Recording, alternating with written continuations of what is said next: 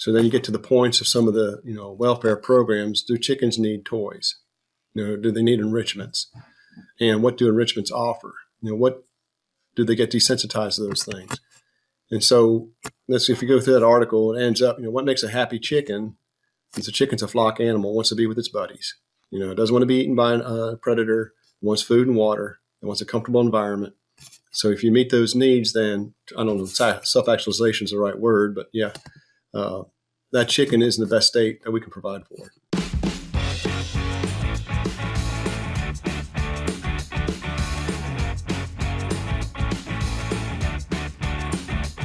Well, welcome everybody to another edition of the Poultry Podcast Show. My name is Doug Corver. I'm a poultry nutritionist with Alpine Poultry Nutrition. And today we're going to be talking to Dr. Phil Stayer. And he is an independent consultant from Dr. Phil Stayer Poultry Consulting, LLC. Welcome to the show, Phil. Thanks for having me. So can you give us a brief background on yourself and where you've come from, what your current position is? Sure. I guess the biggest part of my history just recently was veterinarian for Wayne Sanderson Farms. I've been to Sanderson Farms head veterinarian for 22 years, and an acquisition in 21 and 22 changed that so that I went independent upon that acquisition, and now I'm on my own.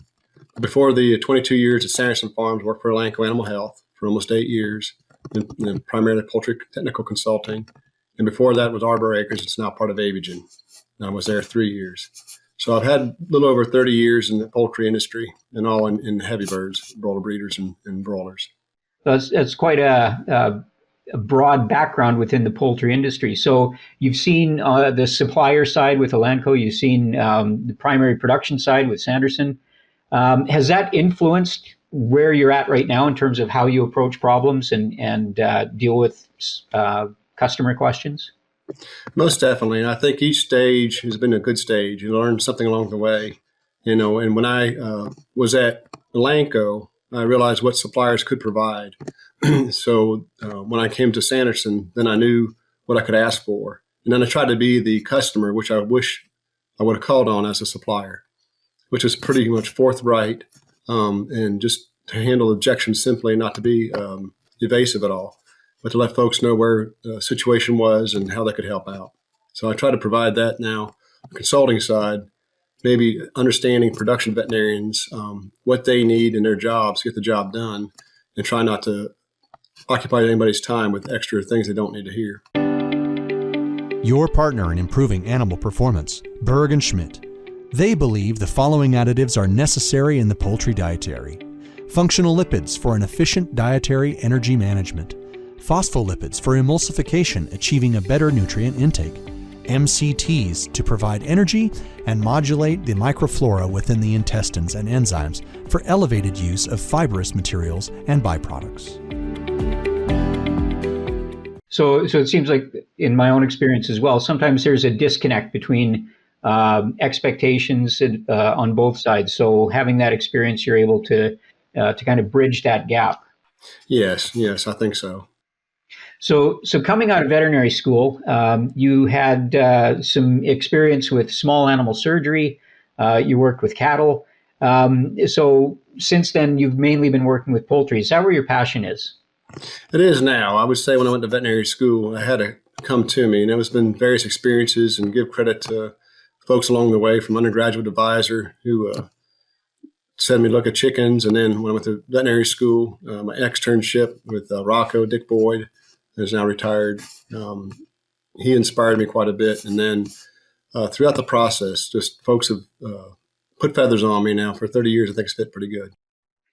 Great. So you mentioned that you've only recently started your consulting business. So what's that transition been like, going from a corporation to your own business? Well, Sanderson Farms' tagline was they were special. And I was told many times by outsiders, very special. And every day you got up running and going. And so now as a private consultant, it's not quite the same pressure I guess every day. And so for me, it's like catching my breath. It's, Great. In some ways it's good, but some ways it's I still wonder why I'm not working every day. I'm not running hard every day. Yeah.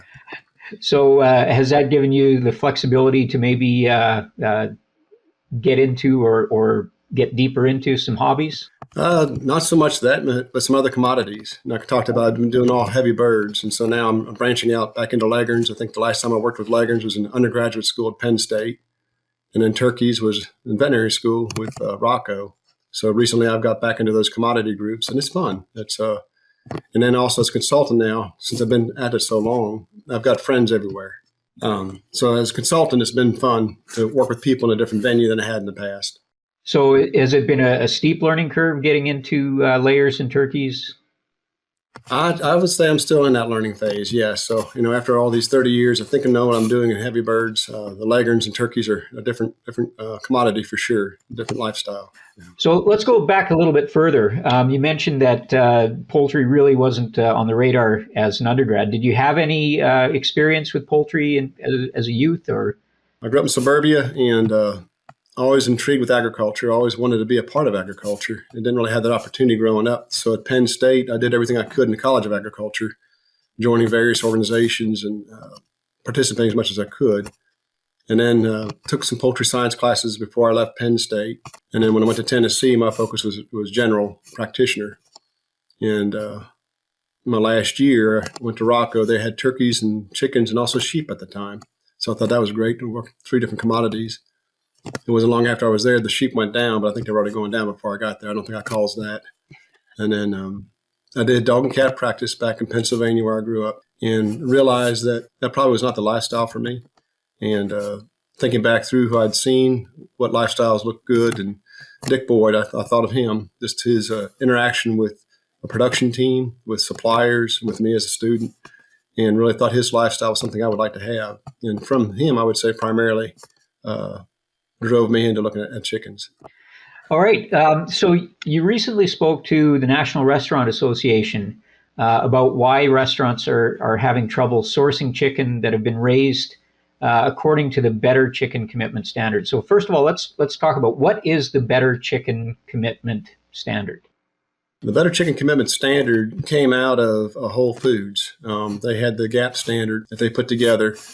And they put together a panel of experts, which are mostly from activist organizations, and the experts being, I guess, expert in activism, and put together what they thought were measures or methods to have a better environment for the chicken, therefore the Better Chicken Commitment. And then from that, these activist groups have taken this Better Chicken Commitment and have asked restaurateurs to have their chicken labeled as BCC chicken. And the question came up was, why is BCC chicken so hard to get a hold of? Why isn't everybody doing it? Everybody wants a better chicken. And so I unabashedly stole National Chicken Council's 7 points on why BCC was not necessarily what folks want to do in the U.S. And through those 7 points, I think you can understand why folks aren't doing a Better Chicken Commitment.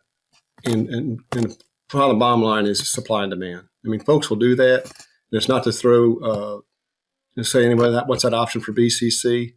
It's still an option, but it's not necessarily the best thing for the animal or for the consumer or for the restaurateur. So what are some of the specific things that industry is pushing back against? Is it the idea of meeting standards for how the birds are raised, or is it where the standards have been set by these organizations? I think it's the sustainability factor. What the Better Chicken Commitment asks of producers is to back up genetics 50 years ago. And with that comes all the progress that's been made in the last 50 years. You go to the Avian website where I pulled information down, and you look at the improvement on sustainability, the carbon footprint, the water use, the gas used. Over 50 years, really what we have today is a better chicken from 50 years ago. So to ask folks to go back to 50 years, at least sustainability is not the better chicken, not for the environment. Mm-hmm. So if I can just play devil's advocate here, if slowing bird growth down and essentially making the birds less efficient actually does increase welfare, is that a trade-off that the industry should be making? And I think that would happen. I think too, we'll look at the years ago, whenever there were issues came out of the geneticist, and in all fairness to them, the breeding group targeted certain measures, whether it's white meat yield or growth rate or feed conversion. And there might be side effects. And at one time there were leg issues in the broiler chickens, and that was addressed genetically and taken care of. So those things do overlap. And I do think sometimes issues are not found until they multiply times millions. You look at a couple hundred, a couple thousand, and you think you have progress until you multiply times a million, and then small differences get to be a big difference. Mm-hmm. So the short answer to that is I do think they do overlap, welfare and performance, but at times they can get disconnected. Okay.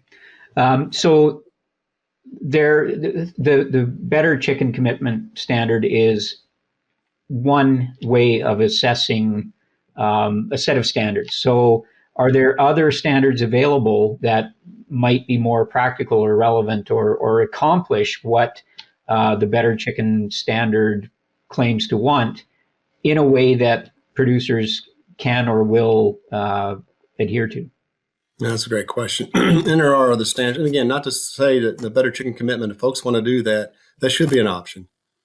But the National Chicken Council also has their animal welfare guidelines and audits to go with that. And that was derived from industry. And so the good and bad of that, they can say the fox watching the chicken house. But I think practically speaking, the folks that have been taking care of chickens for all these years probably know the chicken the best. And so asking them what's the best thing for you and your group makes sense rather than just saying, okay, arbitrarily, this is what makes me feel good. It gives me quite a bit of pause when folks say, I don't like a dark house, so chicken shouldn't have a dark house.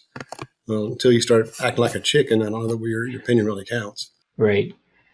So what level of uptake has there been from restaurants in being willing to accept a different standard? And that's to be determined. I think it has to happen on individual restaurant bases. When I was down with the NRA, I used to say NRA because it gets everybody confused which one you're talking about. But the restaurateurs, they want to do what the customers want. And what they have is these activist groups coming to them and saying, you should sign up for this. If not, then we'll do a publicity event versus what the consumer really wants. And so rarely is the consumer asking for a higher cost product. Rarely is the consumer asking for a particular standard that the animal's being raised by. More times than not, and I think I've seen the market data, folks that are eating chicken meat first worry about, is it safe? Is it wholesome? Does it taste good? And then can I afford it? And those are the kind of the big three. And after that, then you start getting into the discussion of how's it raised? Has it got, animal protein in it and all the other things? But most consumers, most poultry consumers are not asking about rearing standards. So then I think it's incumbent upon then the producer to do the best they can for the animal. So it's maybe a matter of educating the public and providing evidence and research and support to explain to the consumer why some of these sustainability measures aren't actually good for the chickens or even good for them as consumers. And I think the challenge with that is who's listening. You can have a lot of science, and I do think poultry industry has quite a bit of science out there. But how do you get in front of the consumer? How do you get in front of the customer? How do you intervene when folks are taking out billboards? When the primary job is just communication, which I'd say the activist groups, that's their primary job is communication. And then when you get a group that their primary job is raising chicken, the communication is a part of that, but not the major activity. So it's hard to make that message that, we're farmers, we're taking care of the animals, say, what's the word, attractive to the general population. And it's easy to get a buzzword and put it out there. And I just think we in agriculture in the whole have really struggled with getting the message palatable to the public. So it's a never-ending task, really, to continually keep that message out there, and maybe as expectations probably they're becoming maybe more unrealistic, the industry needs to get out there. So, I think we've touched on it a little bit, but what are some key points that industry can use to show the consumer that welfare is and the well-being of the animal is important and crucial to the industry? On the whole, You look over the last 20 years in terms of just the hard numbers, objective livability, for instance, has generally improved. When we went to antibiotic-free era, it is a step back a little bit there. But still, on the whole, if you will follow the trend over the last 20 years, livability has been improved. And then you look at the growth rate. Folks may say that is a detriment, but on the plus side of that, an animal that is growing well obviously is not restrained. It's obviously not being hindered, not being restricted. So I think there's another good story there is, how many pounds we're producing in less time. That's a good thing. It's not a negative thing. The feed conversion, that using less inputs to get the meat to the table, that necessarily a welfare measure other than if the animals are doing well, then they're going to convert feed well. And I've even said that too in the welfare studies we've done in the past that I've been a part of.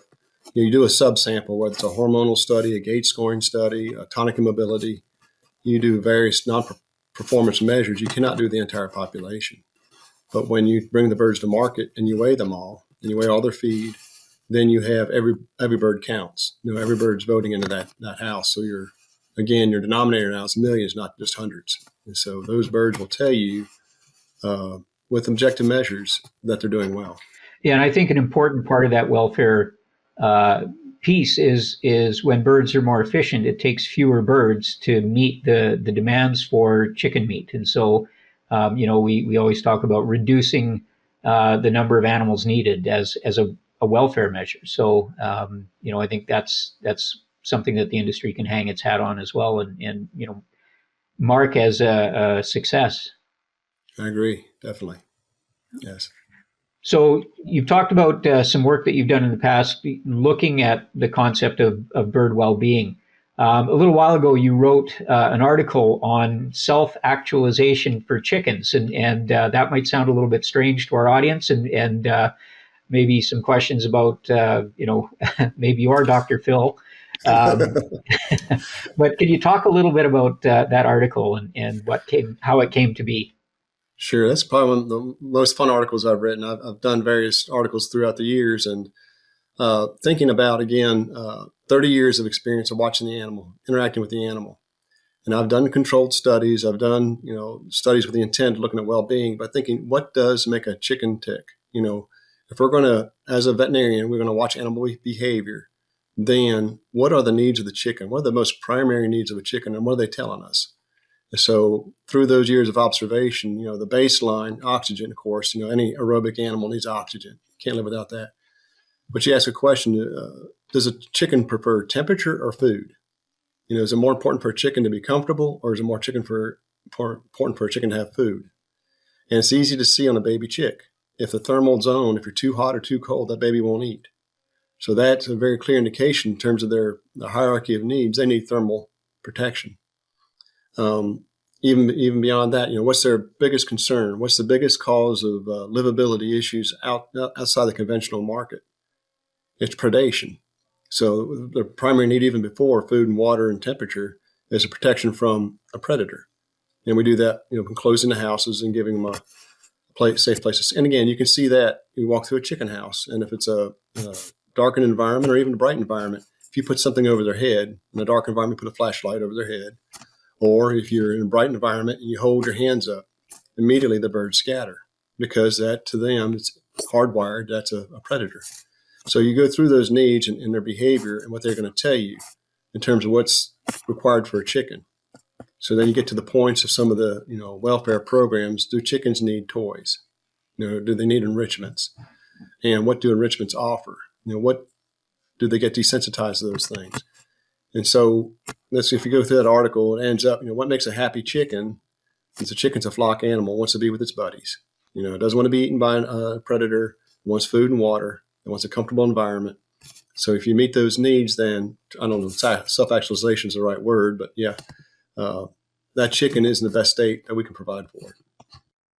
So it kind of sounds like you're relating it to Maslow's hierarchy of needs for people. Exactly so. That was what it was nicknamed, yes. Yeah, so I found that article really interesting, and maybe if our listeners are interested in finding it, I think they can go to poultryhealthtoday.com. Is that right? Yes, sir. It's called Maslow's Pyramid, Self-Actualization for Chickens. So I recommend that. It was a fun and informative read. It wasn't just a fun read, but also informative. And it made me think about, what those chickens are really looking for, and how they rank the importance. So I really enjoyed that. Thanks, Phil. Oh, good. Yeah. So let's bring that back to the Better Chicken commitment. And so maybe just in a nutshell, how does your article maybe help the industry to think about answering some of those topics that have been brought up in the Better Chicken commitment? A good question. That's very foundational. I think, who's asking for what? Are the folks that are asking for whatever requirements, are they thinking of the animal, or are they thinking of what they want? And again, the folks that made up, and I use this for the GAP program, were animal activists. And several of those organizations, their stated goal is to stop consumption of animal protein. And so that's their objective. So what are they trying to do then? Make it less attainable for most folks to consume animals. Versus if you're going to say you're in the chicken business and you want to make more chickens, you're going to look at what's going to take to make those chickens do the best. So we're going to look at what those things are that we can provide the animals' needs and meet them best. And I think that's the difference in the view, I guess, so we can say a worldview, but a view of animal well-being. Is it something that scratches a human itch, or is it something that scratches a chicken itch? And I think I'm always going to vote for the chicken. I think that's a great way of looking at it, and something we need to keep in mind. Our perceptions versus what is a chicken's perception. Yes. Let's talk a little bigger picture now. You've had a lot of experience in the industry. You've worked on the supplier side, on the integrator side, and now as a consultant. What do you think is the biggest challenge facing the industry, the broiler industry, right now? And I see that we have, emerging diseases without emerging control. There's a lot of products out there, generally regarded as safe, and it's really up to the consumer, the producer, to figure out which of those is going to work. So it's a challenge to see what's going to fit a conventional product. And there's things that have hope, but it's a challenge to meet all the requirements. They're not going to use antibiotics important for humans. That's a good thing if you can do that. But sometimes antibiotics are needed. Say if you're limping, a crutch is helpful. Why do you limp? And that's the foundational question. Can you stop the limp? But sure, that's what you want. Prevent disease, of course. But things happen, and I do think that's a big challenge. Is the pathogens aren't getting any easier. You look at Campylobacter coming up. That's a new one. Coryza hit the leghorns. That's a new, old but new situation. Inclusion body hepatitis was quiet for years, and now it's back up again. And it seems like one thing after another. Of course, influenza is a big elephant in the room. What are we going to do about that? So I think that's really a challenge going to be, is trying to handle changing diseases without having a change in our medicine cabinet. Do you think it's that the bird is changing and becoming more susceptible, or are there just more pathogens developing, and we're expanding the flock, and the more birds you have, you increase the chance for interactions with pathogens that might not have been an issue before? I think all three of those. I think you hit all the topics. Yes, I do think Sanderson Farms was the fastest growing chicken company in the U.S. And some diseases in North Carolina, where they're built last, were really not existent where the Sanderson built the farms. And after Sanderson built the farms, those diseases became more evident. And so I think we just connected the dots. There were voids between the dots, and then more farms made it, so the population base is bigger. So yes, I think the population is a big factor in that. But then influenza, and now it's well adapted to wildfowl, and they seem to be able to live with it. And they drop it off, and some species can't handle it, whether it's a buzzard or an eagle. And then the chickens versus turkeys, why is it more in broilers than the broiler breeders historically? So definitely the viruses have changed. And of course, coronavirus, COVID is a human example, but bronchitis on the poultry side, that's been a changing, and that's just part of the nature of that virus. So I think we have all those factors in play. And then genetics, yes, these birds are selected for growth characteristics. They are selected for better legs, better wings, or whatever. And have they have the primary breeder sacrificed on immunity? I don't think they're intentionally doing that, but is it unintentional? Maybe. I don't know how far up that is in the priority chain. So what does the industry need to do? Well, I also wrote an article about that. Watch the flock, with influenza being what it is, biosecurity. And I've had various conversations with production veterinarians, and the weak point is not the program's implementation. The program gets to be so onerous that nobody's going to do anything. So you can say, yeah, we have this policy in place, but if they're not doing it, the farmer's not doing it, if the farm help is not doing it, then it's not being done. So in terms of disease prevention, it's got to be disease introduction. And how does that get around? Quite a few viruses are airborne, dust particles, but then people are fomites. People carry stuff from one place to another. What do the farmers do in Eastern Carolina? What do they do for lunch? Well, they go to the owner restaurant that's open in 20 miles. Well, that's all the farmers do that. So if somebody has something on their boot, everybody gets to share that boot full of whatever. And if they haven't done a good clean break back to their flock, they're going to take that with them. I think we've had evidence of that. So I do think biosecurity, as the flock increases and as the pathogens change on us, is going to be even more critical. I don't have the answer for implementation. Yeah, it's a difficult one. Do you see any big advances coming in terms of new vaccines or new drugs that the industry can use as a tool? I think more on the vaccination side, some of the subunit vaccines rather than using wholesale vaccines. I think some of the influenza vaccines over in Europe now are using subunit vaccines. They're able to introduce, well, they're recombinants, introduce parts of a virus into another virus, so you don't even express the whole virus, so you can't be contagious with that virus. I think that's great. Some of the bacteria vaccines, using some parts of the bacterial cell that aren't necessarily whole, express the uh, whole cell, including the endotoxins, exotoxins, the cleaner vaccine, so to speak. That should be better.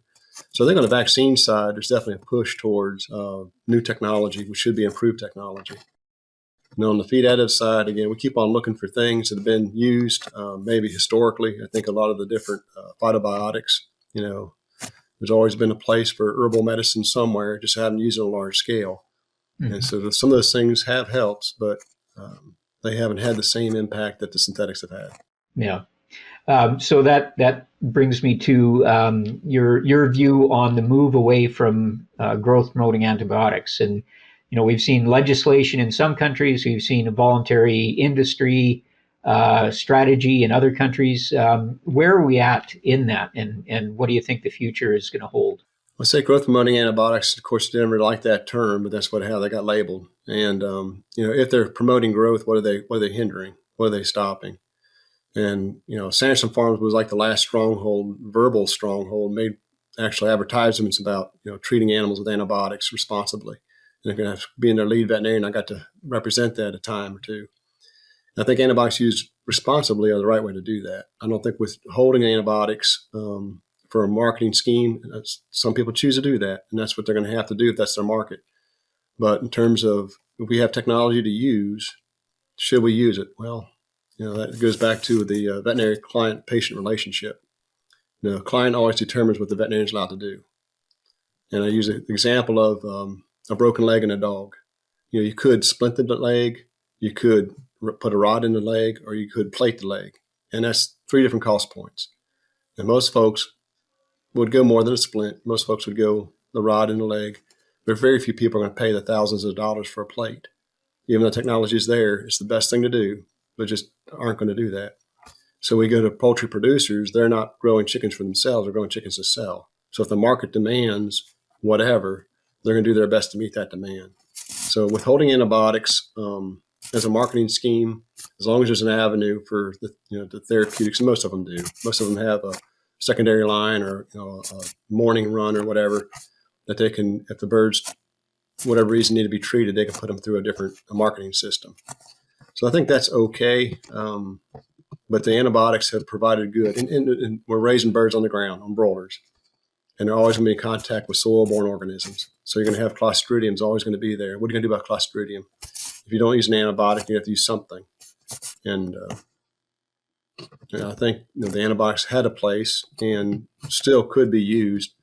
And we just have to figure out other options to do that. Yeah, it's a challenge for the industry, in both in terms of what to do and how to communicate those decisions to the consumer. So, Yes. Yeah. Evonik Animal Nutrition is committed to ensure food security and safety while reducing the ecological footprint of animal farming. Its products and services use evidence-based solutions that seek to promote animal welfare and reduce reliance on natural resources. All this is underpinned by long-standing industry partnerships and deep customer understanding. Evonik's focus on efficiency, sustainable, healthy nutrition, and collaborations with livestock farming partners creates value for customers and consumers. so again, coming back, you've had a really broad experience in both in veterinary medicine in general, but also particularly in the poultry industry. What's the most important lesson that you've learned over your career? Well, I think everybody knows this. It's a people business. You work with the animal, but it's the people that get it done. Like I tell everybody, as a veterinarian, I never did treat a sick animal. It's always been the farmer or the caretaker. And then the diagnostic system, we need everybody full bore working as hard as they can. So, relationships, your network. Tell young veterinarians who you're going to trust. It may not be me, but you have somebody that's in your particular commodity group, then you ought to know the 3 or 4 names to call when you get into a situation. And I did that even, as an experienced veterinarian. Somebody somewhere else had a problem, and I knew they had it, and they would share it with me. Then I would share my experiences. And so I think that the people side, the networking is hugely important. So my next question is about a piece of advice that you would give to somebody starting out, and maybe that is the same answer. Yes, it would be. I think, to find a good mentor or several mentors. I don't know, one person can do everything. Find somebody that's willing to put their time into you. And then that pays forward too. I was blessed with experienced veterinarians giving me time, and I try to do the same. Is there a topic that we haven't covered yet that you would like to talk about? We hit a lot of my hot topics. Yeah. I think we ended up probably with the thing that I've maybe enjoyed my career the most, which is mentoring, having students come in. And it's been fun with the range of experiences. Folks that come in without any knowledge of poultry at all, they ask good questions. Why do you do this? Well, we've always done it that way. Well, why do you do it that way? And so some of those things come to light. Does a foot bath really work? Well, yes, it does. What does it do? Does it stop pathogens? Well, no, but it gets you to think where you've been, that kind of stuff. Mm-hmm. So that's been probably the highlight has been mentoring and seeing folks. Of course, 30 years. I used to be the young, cool kid, and I'm not that anymore. Well, you've got the experience now. Yeah, the white hairs for sure. So if people are interested in finding you online, where can they find you? Well, I'm at LinkedIn. That's one way to find me. And then, of course, my email, drpstair@gmail.com. Now I've been associated with AAAP for all these years, the American Association of Avian Pathologists, and through organized medicine. I've tried to participate in all that. So I think I should be easy to find. Okay, great. Well, Dr. Phil Stayer, thank you very much for your time today in the Poultry Podcast Show. And I hope we'll get to meet in person soon. I do too. Thank you so much. Thank you.